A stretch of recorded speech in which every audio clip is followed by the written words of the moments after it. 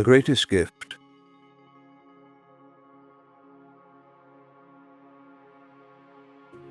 In a village filled with laughter and the scent of freshly baked bread, there stood an old prison, its walls tall and unwelcoming.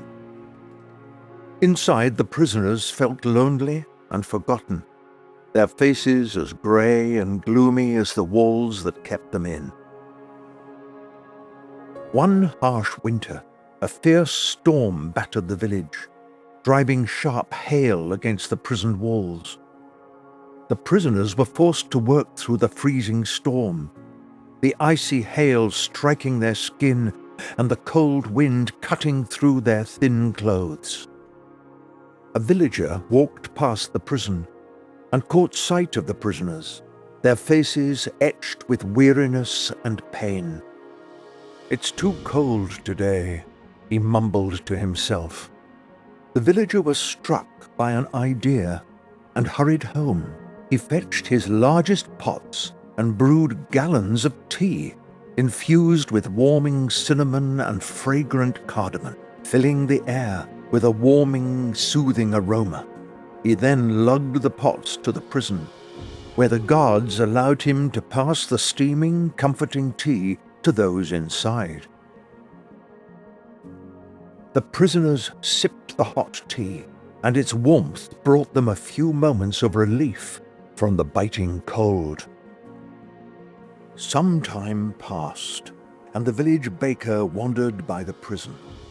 She saw the dull food being served and shook her head. "No one should eat without a bit of joy," she declared.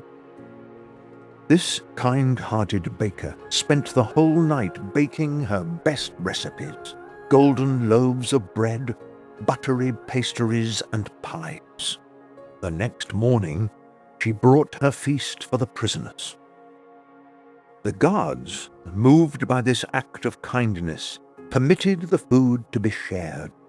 The wonderful food filled the prisoners' hearts as well as their bellies. Another few days passed, and another villager, the local tailor, took note of the prisoners' tattered garments. He crafted new shirts and pants for all the prisoners. When he delivered the clothes, the prisoners' eyes lit up, and they wore their new clothes with pride. One kindness led to another, and soon the whole village was finding ways to help the prisoners. Yet despite all these acts of kindness, a deep sadness stayed with the prisoners. For all the comforts, the warm tea, the delicious bread, the new clothes, they were still prisoners. Their hearts yearned for the open sky, the laughter of their children, and the warmth of their homes.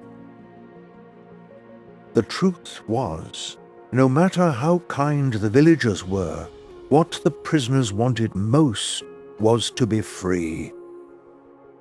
It wasn't long before a visitor came to the village, a saint known for his wisdom and his ability to see the good in everyone. He heard about the prisoners and was keen to help.